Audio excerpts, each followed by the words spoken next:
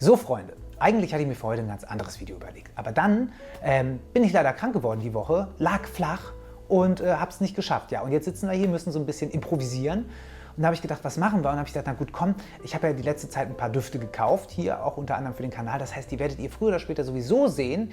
Und dann gucken wir uns die heute jetzt einfach mal gemeinsam an. Also so 10 Düfte, die jetzt zuletzt bei mir eingezogen sind. Damit sage ich herzlich willkommen zu diesem neuen Video. Schön, dass ihr wieder da seid. Ich hoffe, euch geht's gut, beziehungsweise besser. Meine Woche war wirklich echt die Hölle, aber jetzt lebe ich wieder so halbwegs. Und wie gesagt, wir starten direkt rein, gucken uns 10 neue Düfte an, die ich gekauft habe. Und den Anfang macht einer, wo viele vielleicht überrascht sein werden, weil die denken, ja, den hat er bestimmt schon. Nee, hatte ich bis jetzt nicht. Und die Rede ist vom Teroni von Orto Parisi. Hatte ich tatsächlich noch nicht. Liegt daran, dass ich den Duft zwar kenne und auch sehr schätze und ja insgesamt diese Orto Parisi Range auch total mag.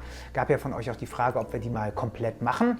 Und das ist auch einer der Gründe, warum ich den jetzt mal gekauft habe. Aber der war mir immer ein bisschen nah dran am Nasomatto, am Black Afghano. Der hat ja auch so eine ähnliche, bisschen rauchige, bisschen erdige Komponente. Gut, der ist süßer mit dieser Himbeere in der Kopfnote. Aber ich fand den immer so, wenn man den Black Afghano hat, braucht man den Teroni nicht so unbedingt. Dazu kommt, muss ich ganz ehrlich sagen, ich meine, die Kappe finde ich schön. Hier oben ist ja auch so ein bisschen, ich weiß nicht, ob das Lava darstellen soll. Ich hoffe, ihr seht das. Das ist ja mal so ein bisschen das, was so thematisch zum Duft passt. Hier diese schwarze Erde. Diese Kappen, das ist so antikes Messing. Und das stinkt wie die Pest. Auch die Finger, da riecht alles danach. Das ist so, wie wenn man altes Metall so anfasst. Oder so, wenn man so, kennt ihr vielleicht, wenn ihr so alte Maschinen oder so, das ist bisschen ölig, ist nicht so meins, muss ich sagen. Also die Kappen sind schön, aber ich fasse das ungern an. Na gut, der nächste ist der Greek Keys von Sarah Baker. Weil ich habe gedacht, ich brauche auch mal einen Sommerduft. Kann ja nicht sein, dass ich euch hier immer nur irgendwelche Düfte zeige, die nur im Winter irgendwie halbwegs funktionieren. Und ja, da habe ich mir den mal besorgt, weil ich finde, der klingt irgendwie ganz spannend. Ist ein super synthetischer Duft. Der hat auf jeden Fall irgendwas total Salziges. Salz ist als Note eigentlich nicht gelistet. Eigentlich ist hier so Elemi-Harz, also so Weihrauch. Und dann ist da, glaube ich, auch so ein bisschen was Grünes, lass mich nicht lügen, Rosmarin oder Estragon oder irgendwie sowas in der Richtung ist da drin. Grapefruit und dann natürlich ganz viel so Aroma-Chemicals, ne? Also Hedion, Kumarin und vor allem den Kalon. Und das ist auch das, was, glaube ich, diesen Duft sehr ausmacht, sehr prägt. Der ist sehr chlorig. Das muss man schon mögen, aber gleichzeitig schafft er es mit diesen kräutrigen Noten und dieser Zitrik und diesem leichten Weihrauch tatsächlich so ein bisschen dieses Mittelmeer-Flair herzustellen. Also jetzt nicht so dieser Touri-Badestrand, sondern vielleicht ist es eher so ein bisschen so eine versteckte Bucht irgendwo auf einer griechischen Insel. Ja, nebenan ist noch so eine kleine Kapelle, wo so ein bisschen der Weihrauch rauskommt. Wobei ich ehrlich sagen muss, in Griechenland sind die ja oft griechisch-orthodox. Ob die da jetzt so viel mit Weihrauch machen, weiß ich gar nicht. Wenn hier irgendjemand von euch sich mit Theologie besser auskennt, schreibt er das mal einfach in die Kommentare, wie es die Griechen da mit Weihrauch handhaben. Nun gut, dann eine Marke aus der Türkei, finde ich super spannend, nämlich Ephemeral Diatic. Und ich sage euch eins, das kann ich euch jetzt schon sagen, ihr seht, das ist ein Restflakon, den ich hier gekauft habe, weil so viel benutzt habe ich den jetzt noch nicht. Bei denen ist das größte Problem der Name. Also Ephemeral Diatic, also da musst du sagen, okay, ich will eine Marke machen, die nie jemand kauft, weil das kann kein Mensch aussprechen, das kann sich auch kein Mensch merken. Und das ist eigentlich super schade, weil dieser hier, der Missing Feeling, ist tatsächlich mal ein Duft, den ich von den Noten her gar nicht gekauft hätte. Der hat nämlich Pfirsich, Moschus und Champagner. Mehr ist da zumindest laut Duftpyramide nicht gelistet. Übrigens ist es ein super schöner, schwerer Deckel. Das ist ein richtiger Metalldeckel, ist geil. Und ja, ich muss sagen, ich habe den gerochen und wusste halt nicht, was drin ist. Und ich finde den so cool, weil der einerseits diesen Moschusfluff hat, ja, und auch so dieses Pfirsige, richtig. Aber dieser Champagner so ein bisschen so eine gärige Note gibt, so ein Prickeln. Also jetzt nicht, dass ihr denkt, der riecht vergoren oder so, aber einfach so, Champagner hat ja auch so was Herbes und das konterkariert diese Süße von dem Pfirsich ganz gut. Insgesamt, wie gesagt, ein ganz, ganz toller Duft von einer ganz spannenden Marke, wo ich auch perspektivisch gerne mehr Düfte von vorstellen würde. Ich glaube halt einfach, dass es sich wirklich mit diesem Namen, dass sich da keinen Gefallen tun. Also sorry, Freunde, wenn ihr das hört von Ephemeral Diatic, ist ja cool, habt ihr in der Kunstuni gut aufgepasst, aber der Name ist jetzt nicht so ein Banger. Was da leichter zu merken ist Zoologist. Und da würde ich euch gerne den Sloth zeigen. Ich bin so happy, ich habe den alten Flakon. Denn ich muss sagen, ich oute mich da jetzt einfach so. Ich finde die Marke schon länger spannend, aber ich habe diese neuen Flakons, es tut mir leid. Es ist einmal mein ästhetisches Empfinden. Ich finde, die sehen einfach aus wie Senfgläser. Ich weiß nicht, warum die das nicht so gelassen haben. Ich finde das hier mit dieser Lederbanderole oben und diesem Schrägen, was diese Flakons ja auch haben, ne, mit diesem angeschrägten hier. Ich finde das wahnsinnig geil. Und Sloth ist eh ein Duft, auf den ich schon länger ein Auge geworfen habe. Ihr habt das ja gemerkt, ich bin ja so ein bisschen so bei diesen Prin Lomros Düften so ein bisschen gelandet hier in letzter Zeit. Und das ist auch ein Prin Lomros Duft. Und der ist jetzt auch, also Prin hat ja, oder der Herr Lomros hat ja, wir wollen ja hier beim höflichen Sie bleiben, wir kennen es ja nicht persönlich. Er hat ja so eine sehr eigene Handschrift. Und das hat der Duft zumindest im Opening auch. Ne? Also wer diesen Haxan kennt, den ich irgendwann auch schon mal gezeigt habe, dieses grasige, dieses so sehr, ich sag mal auch so feuchtgrasige, frisch geschnittenes Gras, bisschen kompostig könnte man fast sagen, das hat er auch. Man hat Lavendel, Veilchenblatt, Kamille und die Acai-Beere und die ist aber das, was dem Duft so ein bisschen, ja, im Endeffekt das gibt, was ihn so besonders macht. Klar, da ist auch so dieses Übliche, was in diesen ganzen Prindüften sonst so drin ist. Also Bienenwachs ist da drin und indische Nade und, glaube ich, ein bisschen Kreuzkümmel und so, dass das so ein bisschen diese Animalik soll ja ein Tier darstellen, das Faultier. Aber vor allen Dingen diese Acai-Beere zieht sich durch, gibt so was säuerlich Süßes und unten wird er dann so sehr heuig, weihrauchig. Ist ein wahnsinnig toller Duft und wie gesagt, das Opening ist vielleicht so ein bisschen Stereotyp für das, was er oft macht, aber in der Entwicklung dieser Beerenakkord macht ihn wirklich ganz, ganz besonders. Und Beere ist hier mal das nächste Stichwort. Denn wir kommen zum Berlin von den Duftkumpels. Und ja, da muss ich euch ehrlich gesagt sagen, den habe ich auch aus dem Zug. Ich hatte schon lange Bock, mal was von denen zu testen, weil die ja sehr viel auch so mit so natürlichen Inhaltsstoffen und so. Und ich bin noch nicht so sicher, wie ich diese Marke finden soll. Das sage ich euch, wie es ist. Also den Duft an sich finde ich erstmal schön.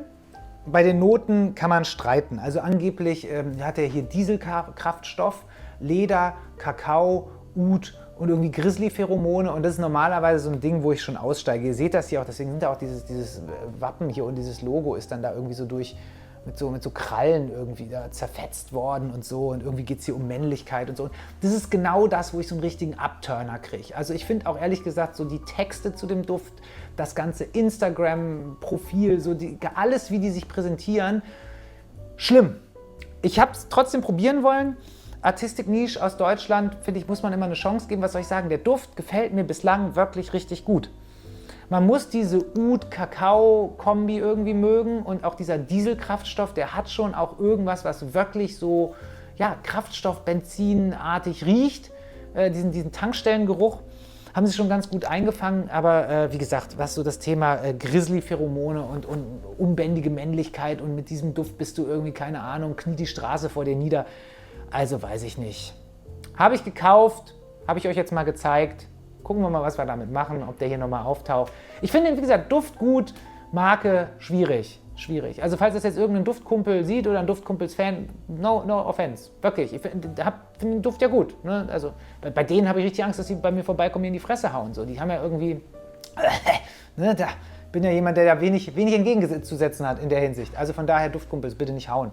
Finde ja einen guten Duft, aber das Marketing könnt ihr anders machen. Das spricht mich einfach nicht an. Also wenn ihr so eher so die, ich sag jetzt mal, nicht die Typen im Wife-Beater wollt, dann müsst ihr das Marketing einfach ändern. So, dann haben wir den Narcotic Bohemic von Anomalia. Irgendwie komme ich immer wieder an diese Anomalia-Düfte. Ich weiß es ja auch nicht. Also immer wieder stolper ich darüber und auch den habe ich ertauscht im Zug. Und das ist jetzt mal wirklich ein Lipstick-Iris-Duft mit Leder. Und das ist eine Kombi, auf die ich schon lange Bock hatte. Das ist auch noch so ein bisschen Kardamom, Muscatella, Salbei, Gewürznelke. Aber das riecht man kaum raus. Also was hier wirklich wichtig ist, ist diese ganz krasse Lipstick-Iris mit Leder. Das ist so das Hauptding dieses Dufts. Also wirklich eine dunkle Iris. Dann hat man auch noch so ein bisschen Kaffee dazu. Aber wenn ihr diese Iris-Düfte nicht mögt, wenn sowas wie Dior Homme Intense, geil ausgesprochen, Dior Homme Intense, Freunde, meine Zunge ist immer noch ein bisschen langsam, nicht mögt, dann könnt ihr das Ding auch direkt weglassen.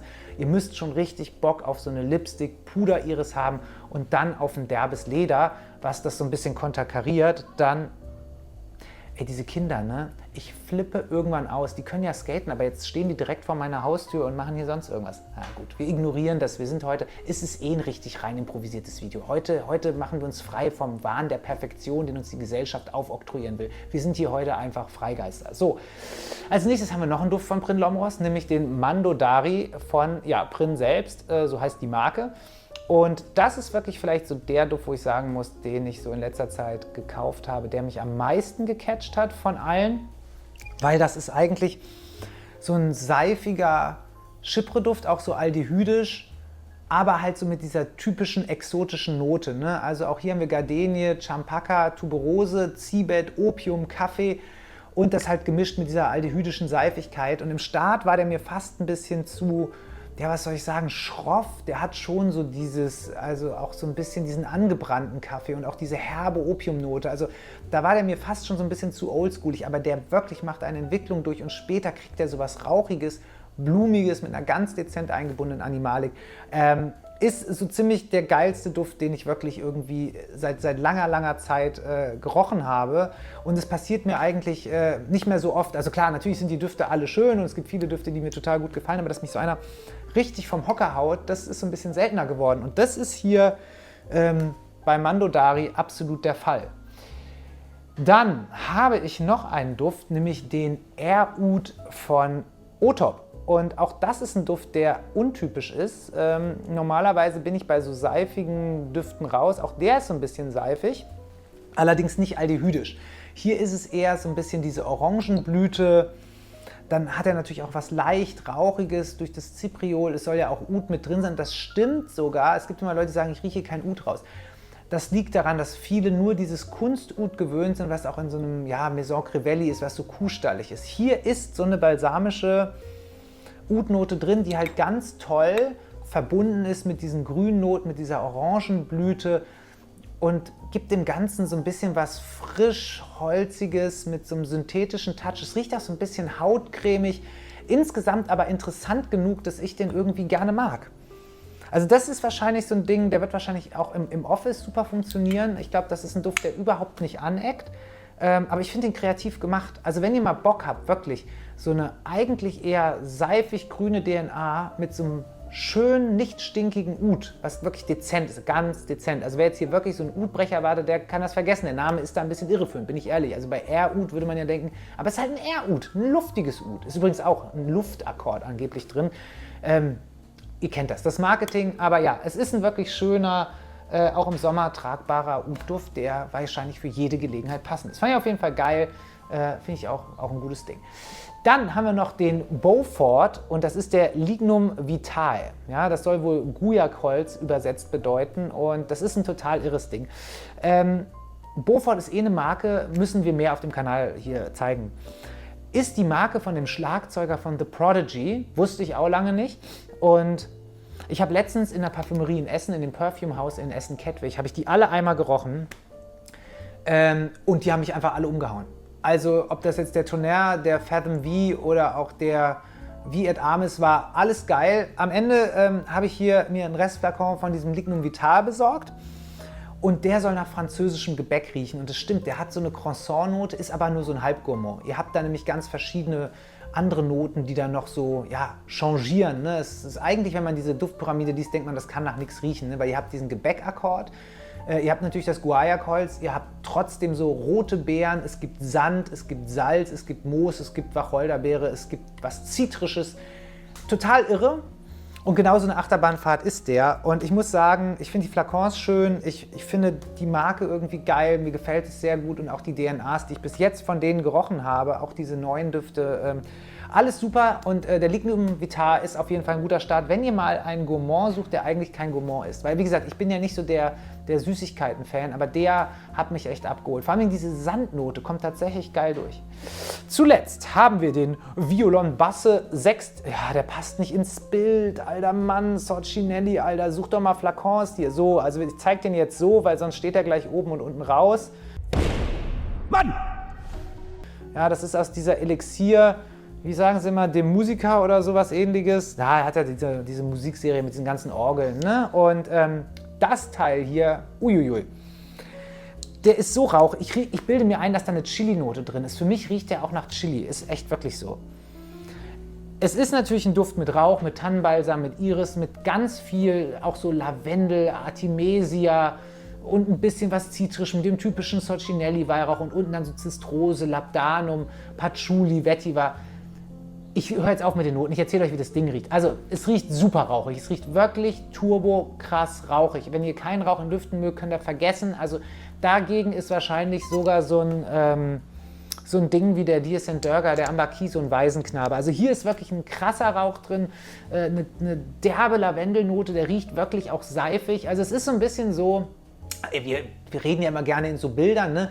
Ihr seid irgendwie in der Kirche und irgendwie ist die eine Kirchenbank ist schon halb abgekokelt, weil da irgendwie jemand, was weiß ich, den Weihrauch hat fallen lassen und jetzt wird das mit ganz viel Lavendelseife einmal geschrubbt. Insgesamt finde ich den geil. Ich finde den schon sehr auf der männlichen Seite, ist meine Meinung. Ne? Also wird ja als Unisex vermarktet. Ich finde den schon sehr maskulin. Nichtsdestotrotz ist ein geiles Ding. Also sowohl von diesem frischen, kräutrigen Opening und dann halt in diese seifige, super Rauchigkeit. Ist geil und verbunden natürlich durch den üblichen Soccinelli Weihrauch. So, jetzt sind wir durch. Das sind jetzt so die 10 Dinger, die ich jetzt so zuletzt hier in die Sammlung bekommen habe, die wir jetzt hier auch in den nächsten Videos wahrscheinlich nochmal wiedersehen werden. Ich hoffe, es hat euch trotzdem ein bisschen Spaß gemacht, trotz der Improvisation hier heute. Heute ist, wie gesagt, nicht mein Tag eigentlich und die ganze Woche nicht, aber ich glaube, es ist am Ende vielleicht doch ganz witzig geworden. Wenn ihr es gut fandet, was ich hoffe, dann lasst doch einfach ein Like da, abonniert den Kanal. Schreibt gerne auch in die Kommentare, welche von den Düften ihr irgendwie spannend findet, was eure Neuzugänge sind, was ihr als letztes mit in die Sammlung bekommen habt. Gerne auch Lob und Kritik, wenn ihr es heute blöd fandet.